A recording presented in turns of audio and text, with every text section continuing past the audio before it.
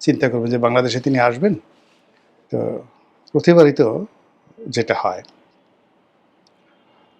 সিলেটে তিনি যেকোনো শুভ কাজ করার আগে হযরত শাহজালাল রহমতুল্লাহ আলাইহির মাজার জিয়ারত করেন। কাজেই তিনি দিল্লি থেকে সরাসরি সিলেট এয়ারপোর্টে আসলেন এবং সেখান থেকে হযরত শাহজালাল রহমতুল্লাহর মাজার জিয়ারত করে বাই রোডে তার লোকজন সহকারে ঢাকা চলে আসলেন।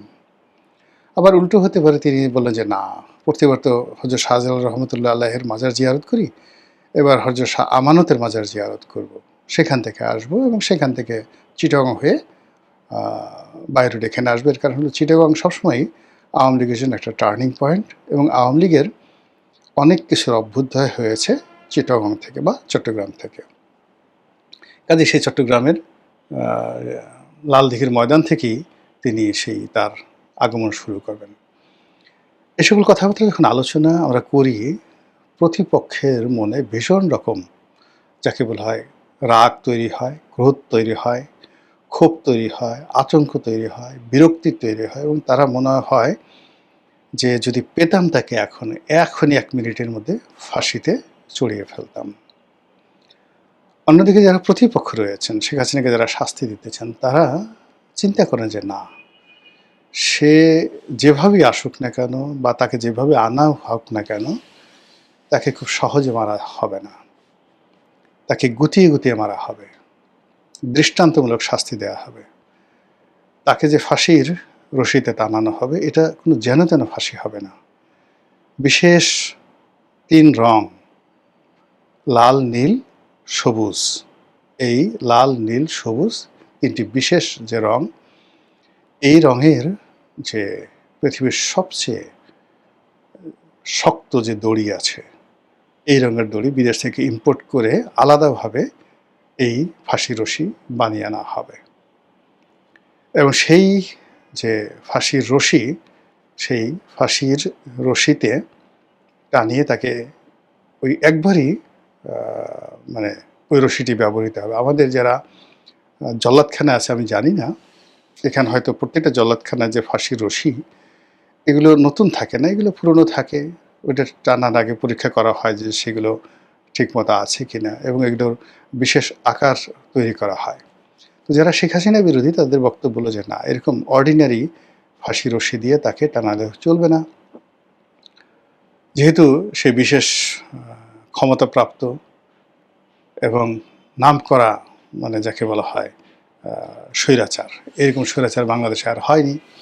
কাজেই তার জন্য আলাদা স্পেশাল অর্ডার দিয়ে রশি বানিয়ে আনতে হবে এবং সেই রশি কোথা থেকে আনবে, মানে এটা মানে ছক্কা ফক্কা দিয়ে, যেমন চীন থেকে আনা যাবে না, তারপরে আমেরিকা থেকে আনা যাবে না, এই রশি আনতে হবে পাকিস্তান থেকে, তুরস্ক থেকে স্পেশাল অর্ডার দিয়ে সেই ফাঁসি আনাতে হবে। বিকজ এই দুটো রাষ্ট্র এখন যে কোনো কারণে বাংলাদেশের বন্ধু হয়ে গেছে এবং এখন যারা ক্ষমতায় আছেন তাদের অনেকের সঙ্গে এই দুটো রাষ্ট্রের ভালো সম্পর্ক। ফলে তারা যদি কোনো রশি দেয়, সেই রশিতে যদি কাউকে আটকানো হয়, তাহলে তার আর রক্ষা নাই।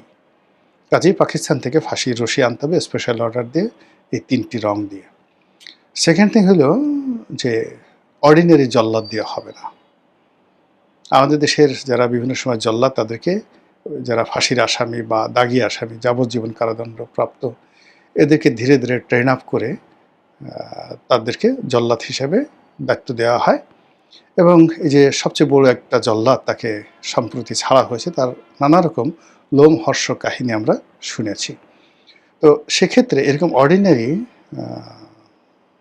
যাকে বলা হয় যারা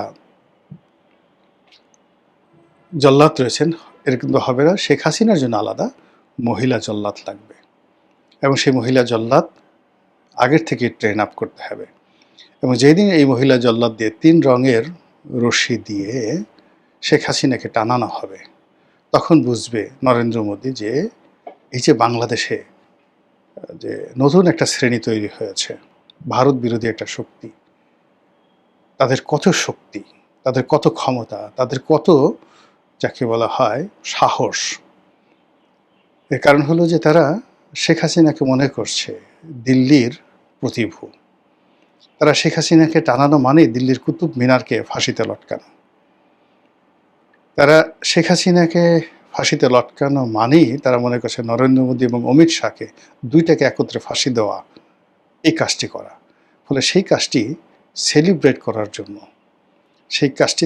করার জন্য যারা শেখ হাসিনার প্রতিপক্ষ, তারা সকাল বিকেল যদি খুব নীরবে নিভৃতে নাকে নস্যি দিয়ে এই চিন্তা করতে পারে, তাহলে ধরে নেবেন যে শেখ হাসিনার পতন হবে। আর যদি এই ধরনের চিন্তা মাথায় আসা তো দূরের কথা, উল্টে ফেলে আপা আসবে এই কথা শোনার সঙ্গে সঙ্গে কারো হাঁটু কাঁপুনি শুরু হয়ে যায়, কারো অন্তর্বাস ঘেমে যায়, কারো মাথার চুল, কারো অর্ধেক টাক পড়া আছে। দেখা গেল যে এই কথা স্মরণ হওয়ার সাথে সাথেই ওই ধরনের কোনো খবর শেখ হাসিনা আসতেছে, 10-12টা চুল পড়ে গেল। যাদের মাথায় একেবারে পুরো টাক, তাদের মুখের মধ্যে দেখা গেল যে চান্দির মধ্যে হঠাৎ করে একটা দাগ পড়ে গেল। তো এরকম যখন একটা অবস্থা হয়, তখন আপনি দেখবেন যে শেখ হাসিনার যারা পক্ষের যারা লোক আছেন তাদেরই বিজয় হবে। মূলত যে কোনো একটা ঘটনা ঘটে পাবলিক পারসেপশনের উপরে, পাবলিক ঘটনাটিকে কিভাবে নেয়, কিভাবে বিশ্বাস করে, এবং সেই বিশ্বাস অনুযায়ী তার মনোবল কোন পর্যায়ে আছে। যদি শেখ হাসিনার ফাঁসির দাবিদার যারা লোকজন রয়েছেন তাদের চিন্তা চেতনা কর্ম ঐক্যবদ্ধ থাকে এবং তারা সুদৃঢ় হয়, সেক্ষেত্রে শেখ হাসিনা যত শক্তিশালী রাষ্ট্রের আশ্রয় থাকুন না কেন, এই পৃথিবী তার জন্য নিরাপদ নয়।